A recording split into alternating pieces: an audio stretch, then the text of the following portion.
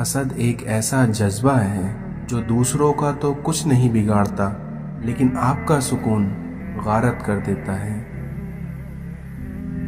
زندگی سے اتنا پیار نہ کرو، یہ کسی سے وفا نہیں کرتی، اور موت کو کبھی مت بھولو کیونکہ یہ کسی کو دھوکہ نہیں دیتی۔ آج کا انسان صرف دولت کو خوش نصیبی سمجھتا ہے اور یہی اس کی سب سے بڑی بد نصیبی کا ثبوت ہے۔ حسد کرنے والے کے لیے یہی سزا کافی ہے کہ جب تم خوش ہوتے ہو تو وہ اداس ہو جاتا ہے۔ کسی کی غیر موجودگی میں اس کی برائی یا کمزوریاں چھیڑ کر ہنسنے سے پرہیز کیا کرو۔ مرد کا خاموش اور ثابت قدم رہنا اس کی 60 سال کی عبادت سے بہتر ہے۔ انسان پریشانیوں کی گنتی کرنے کا ماہر ہے لیکن نعمتوں کا حساب رکھنا بھول جاتا ہے۔ دل کی تمام بیماریاں نگاہ کے اٹھنے کی وجہ سے ہوتی ہیں۔ کوئی آنسو اللہ کو اتنا محبوب نہیں جو اندھیری رات میں خوف خدا میں کسی کی آنکھ سے نکلا ہو اور خدا کے علاوہ اور کوئی اسے نہ دیکھ رہا ہو۔ اے لوگو، جب تم جانتے ہو کہ موت تمہاری طرف آ رہی ہے اور تمہاری زندگی موت کی طرف بڑھ رہی ہے، سنو، کبھی بھی تمہاری موت کے ساتھ ملاقات ہو سکتی ہے، اس لیے موت کے لیے ہر وقت تیار رہنا۔ اس لیے موت کے لیے ہر وقت تیار رہنا چاہیے۔ اپنی زندگی کا ہر دن آخری دن سمجھ کر گزارا کرو تاکہ تم گناہوں سے بچ سکو۔ یہ دنیا کافر اور منافق کے لیے جنت ہے جبکہ یہ دنیا مومن کے لیے ایک قید خانہ ہے۔ خبردار، اس پر کبھی ظلم مت کرنا جس کا مددگار خدا کے سوا کوئی نہ ہو۔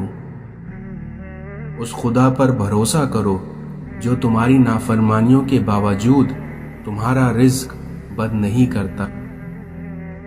جو لوگ مالدار ہو کر بھی راہ خدا میں خرچ نہیں کرتے، ایسے لوگوں کو ہمیشہ اولاد کی کمی رہتی ہے۔ جب رزق میں کمی واقع ہونے لگے تو کثرت سے اللہ سے استغفار کیا کرو۔ انسان کی انسانیت اسی وقت ختم ہو جاتی ہے جب وہ دوسروں کے دکھ کا مذاق اڑانا شروع کر دیتا ہے۔ سب سے بڑا گناہ وہ ہے جو گناہ کرنے والے کی نظر میں چھوٹا ہو۔ حضرت علی نے فرمایا، مرد کی غیرت کا اندازہ اس کی عورت کے لباس اور پردے سے لگایا جاتا ہے۔ حضرت علی نے فرمایا، آخری زمانے میں جو چیزیں سب سے کم ملیں گی وہ بھروسے مند دوست اور حلال رزق ہوگا۔ مرد کا زیادہ ہنسنا اس کے وقار کو برباد کر دیتا ہے۔ اگر تم حق پر ہو تو کچھ بھی ثابت کرنے کی ضرورت نہیں ہے کیونکہ وقت خود گواہی دے گا تمہارے حق پر ہونے کی۔ قربان جاؤں اس خدا پر جو انسان کو دکھ دیتا ہے تو اس کی برداشت کے مطابق اور خوشی دیتا ہے تو اس کی اوقات سے بڑھ کر۔ جو لوگ گناہ کرنے کے بعد توبہ میں ٹال مٹول کرتے ہیں، ایسے لوگوں کو موت اچانک آتی ہے، یعنی ان کی موت زیادہ تر حادثات میں ہوتی ہے۔ اس لیے توبہ کرنے میں کبھی دیر مت کیا کرو۔ مصیبت کے وقت گھبرا جانا مصیبت سے بڑی مصیبت ہے۔ ہر بات پر ہاں میں ہاں ملانا منافقت کی پہچان ہے۔ جب انسان کی جان نکل جائے تو وہ زندہ نہیں رہتا، اور جس انسان سے احساس نکل جائے تو وہ انسان ہی نہیں رہتا۔ صبر کی 2 صورتیں ہیں، ناپسند ہو اسے برداشت کرو اور جو پسند ہو اس کا انتظار کرو۔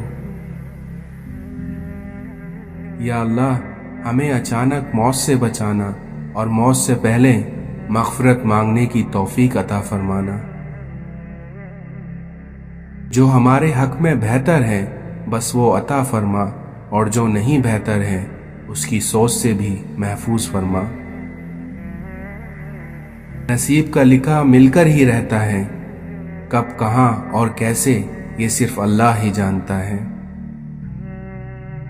جو انسان ہر وقت سب کی خوشی چاہتا ہے، سب کے بارے میں اچھا سوچتا ہے، سب کا خیال رکھتا ہے، وہی انسان زندگی میں ہمیشہ سب سے اکیلا رہ جاتا ہے۔ انسان کے جسم کا سب سے خوبصورت حصہ دل ہوتا ہے، اور اگر دل ہی صاف نہ ہو تو حسین چہرے کا کوئی فائدہ نہیں ہوتا۔ منہ میں زبان تو سب رکھتے ہیں، مگر کمال وہ کرتے ہیں جو اسے سنبھال کر رکھتے ہیں۔ گفتگو ہی بتا دیتی ہے کہ تربیت ہوئی ہے یا صرف پالا گیا ہے۔ سوچ سمجھ کر بولا کرو، کیونکہ آپ کے الفاظ آپ کی نسلوں کا تعارف کرا دیتے ہیں۔ ہر انسان اپنی زبان کے پیچھے چھپا ہوتا ہے، اس لیے اگر اسے سمجھنا ہو تو اسے بولنے دو۔ بدتمیزی ہر انسان کر سکتا ہے، مگر کسی کسی کو اس کی تربیت روک لیتی ہے۔ اس دنیا میں صبر اور قدر کرنا ہر کسی کی بس کی بات نہیں۔ کسی انسان کے اخلاق کا اچھا ہونا اس کی خدا سے محبت کی دلیل ہے۔ وقت گزرنے کے بعد ہی قدر ہوتی ہے انسان کی اور اس کی باتوں کی۔ یہ دنیا آرام کی جگہ نہیں ہے، امتحان کی جگہ ہے، اس لیے اپنے اللہ سے مدد مانگو۔ عجیب ہے یہ زندگی، انسان روتا ہوا آتا ہے اور رلاتا ہوا چلا جاتا ہے۔